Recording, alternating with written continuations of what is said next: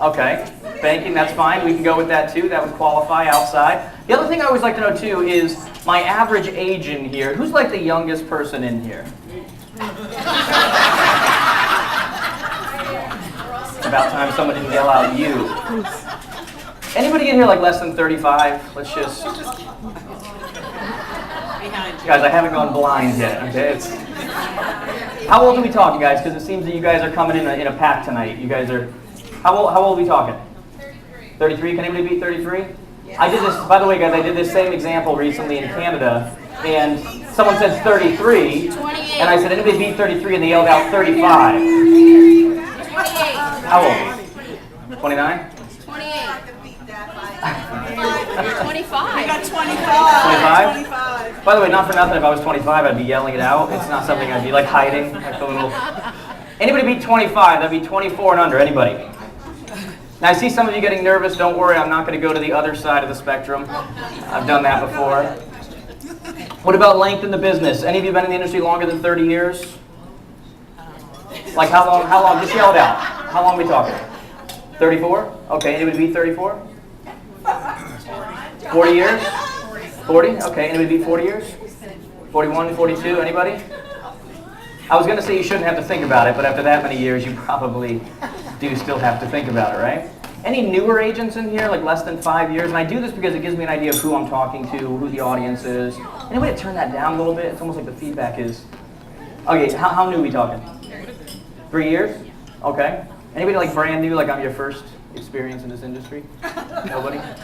Now again, why aren't you raising your hand? How come they have to call you out? Like how long are we talking? Have you passed your license yet? You're in training. Okay, so you haven't passed the license, or you have? Okay, all right, excellent. And how old are you? I was going to say, because you're right there on the cusp. Perfect. To give you guys a little bit of background, I was raised in this industry. Okay, I speak to probably about 70% realtors and brokers and such, and about 30% on the outside. I was raised in this industry, though. My mother was a realtor for a long time. I was her unpaid assistant. Any of you have unpaid assistants in here? Okay. And there was probably child labor laws and other things that were in existence, but I loved working with my mother. My other brother did not love it so much. You know, if you have two kids, there's probably one that embraces the industry, one that doesn't. I was the one that embraced it. I was always kind of a weird kid that, not weird, I mean, I was an athlete, I played sports and did these kinds of things, but I was 8 years old showing up at my basketball practice with a briefcase in my hand, okay? This is no joke, I'm not making this up. I had a briefcase. I didn't even know the code. There was nothing in the briefcase, but it was like the best gift that I'd ever gotten before the age of 10, this briefcase, right? And I have this belief that people are born with different gifts, different talents, different, interests, different whatever. Isn't that true?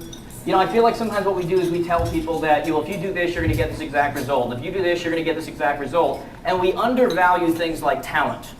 There are some things that people won't tell you, which is that, you ever heard this thing before that, well, if you try and you do whatever, then you can be whatever you want to be? That's complete nonsense. It just is. I mean, I can play basketball every day for the rest of my life, and I'll never be as good as Kobe Bryant or LeBron James, or is this true? Okay? And so part of our role is actually finding out what we're good at.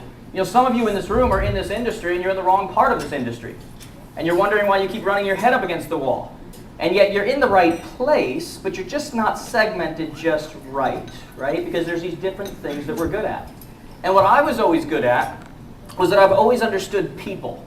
I've always understood what makes us function. I've always understood behavior. It's almost like a weird thing. I mean, I understood as a kid, physiology and psychology and body language and temperaments. And, again, I was an 8-year-old reading neurology books. And it's crazy, but loving it, because that's what I was really good at. And so you hear things like, voted #1 in the country, which sounds insane. I mean, I didn't wake up in the morning and change into a cape and a phone booth, right? Mainly because they don't have them anymore. But I didn't do those kinds of things, but I really understood people. I'd be an idiot to think that I was the greatest salesperson in the country, that I'm the greatest negotiator, I'm the greatest, whatever it may be. What I've always been good at is relating to people, understanding what makes us tick. How many of you in this room have ever set a goal in your life and did not achieve that goal?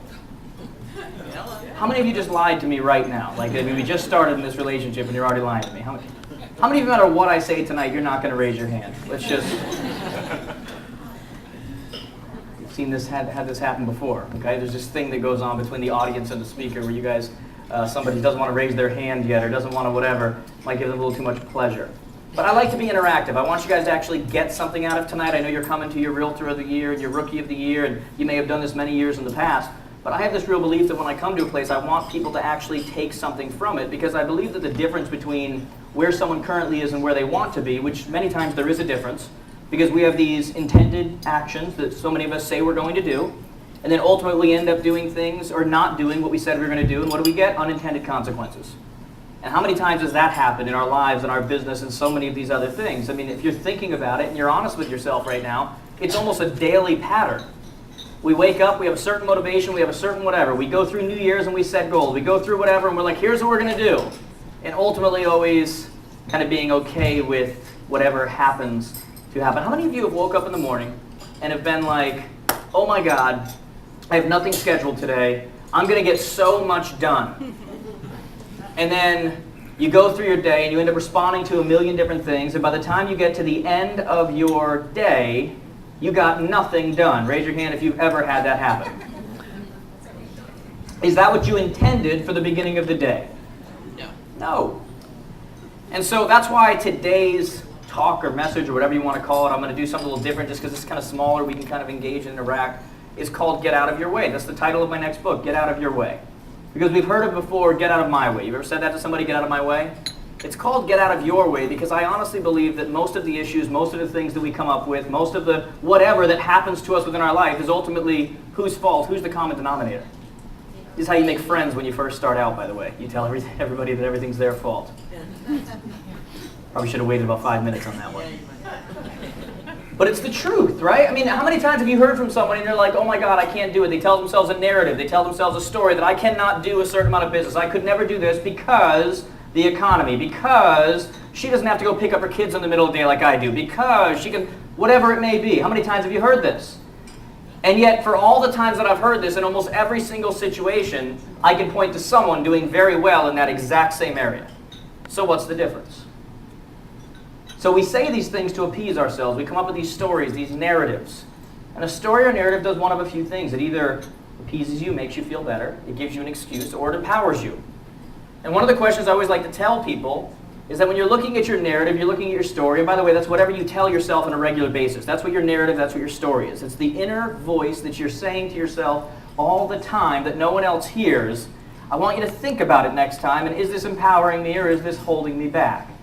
Is this keeping me down? Is this giving me an excuse for never going to wherever? I'm not one of these, you can believe in whatever you want and one of those types of guys. I do believe that we have a lot of control over our success and a lot of control over our failure, and I'm living proof of it. I grew up in a household with 2 brothers and a mother, single mother, who never graduated high school. Welfare, the whole thing, abusive fathers, the whole thing. And yet, still got a lot more to do, but have done a lot so far in my life from the exact same environments, the exact same experiences. So what is the difference? Without getting into too many details, I told myself a different narrative, a different story.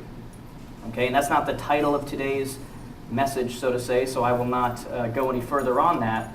But I truly believe that, okay? And I believe when we say get out of your way, I believe that there's so much about us that we don't understand. I believe that, last year my kids for Father's Day got me a basketball hoop.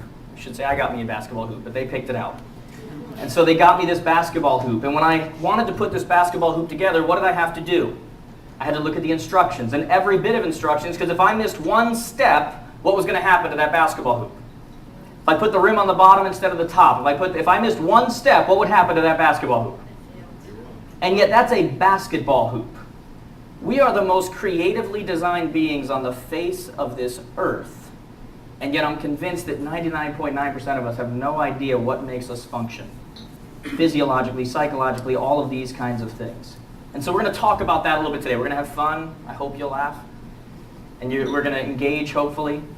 But we're going to talk about those kinds of things. My goal is that you leave here with a better understanding of not just saying, well, I think I can do this now, but how come I haven't in the past, so it actually makes sense.